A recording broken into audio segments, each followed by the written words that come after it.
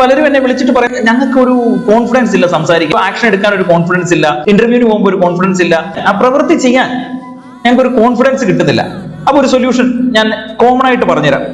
നമ്മൾ ആദ്യമേ തന്നെ മനസ്സിലാക്കുക, പ്രവൃത്തി ചെയ്യാനല്ല നമുക്ക് കോൺഫിഡൻസ് വേണ്ടത്. നമ്മുടെ തെറ്റിദ്ധാരണയാണ് എനിക്കൊരു ആക്ഷൻ എടുക്കാൻ ഒരു കോൺഫിഡൻസ് കിട്ടുന്നില്ലെന്ന്.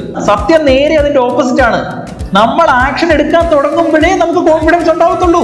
അത് ഞാനായാലും ശരി, നിങ്ങളായാലും ശരി, ഇനി സച്ചിൻ ടെണ്ടുൽക്കർ ആയാലും ശരി, ആദ്യമായിട്ട് അവർ ഏത് കാര്യം ചെയ്യുമ്പോഴും ഒരു മനുഷ്യനും കോൺഫിഡൻസ് കാണത്തില്ല. നമ്മൾ ചെയ്ത് വരുമ്പോഴാണ് നമുക്ക് കോൺഫിഡൻസ് ഉണ്ടാവുന്നത്. നിങ്ങൾ ആദ്യമായിട്ട് ജിമ്മിൽ പോയ സമയം ആലോചിച്ച് നോക്ക്, നിങ്ങൾ ആദ്യമായിട്ട് സൈക്കിൾ ചവിട്ടിയ സമയം ആലോചിച്ച് നോക്ക്, നിങ്ങൾ ആദ്യമായിട്ട് സ്കൂളിൽ പോയ സമയം ആലോചിച്ച് നോക്ക്. കോൺഫിഡൻസ് വന്നിട്ട് ഞാനത് ചെയ്യാമെന്നല്ല വെക്കേണ്ടത്. എനിക്ക് അറിയാവുന്ന രീതിയിൽ ഞാൻ ചെയ്യുവാണ്, കോൺഫിഡൻസ് പിന്നാലെ വന്നോളും. കോൺഫിഡൻസ് ഉണ്ടാക്കുന്ന 3 സ്റ്റെപ്പ് ഞാൻ പറഞ്ഞുതരാം. ഒന്നാമത്തെ സ്റ്റെപ്പ്, നിങ്ങൾക്ക് ഇന്റർവ്യൂവിന് പോകാൻ ബുദ്ധിമുട്ടുണ്ടോ? നിങ്ങൾ ഇന്റർവ്യൂ പ്രാക്ടീസ് ചെയ്യണം. നിങ്ങൾക്ക് പബ്ലിക് സംസാരിക്കാൻ പേടിയുണ്ടോ? നിങ്ങൾ ചെറിയ രീതിയിൽ സംസാരിക്കാൻ ശ്രമിക്കണം. അങ്ങനെ സ്കില്ല് നിങ്ങൾ ഡെവലപ്പ് ചെയ്യുമ്പോൾ ആ സ്കില്ലിന്റെ അനന്തര ഫലമാണ് കോൺഫിഡൻസ്. രണ്ടാമത്തെ സ്റ്റെപ്പ്, കംഫർട്ട് സോൺ വിട്ട് കളിക്കരുത്.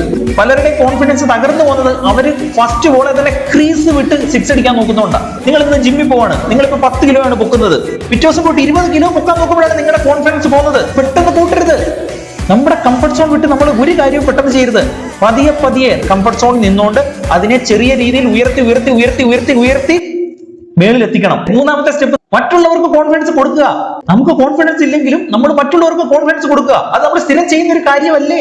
നമ്മളെടുത്ത ഒരാള് അഭിപ്രായം ചോദിക്കാൻ വന്നാൽ നമ്മൾ നല്ല കോൺഫിഡൻസ് അവർക്ക് കൊടുക്കും. അത് കണ്ടിന്യൂ ചെയ്തു.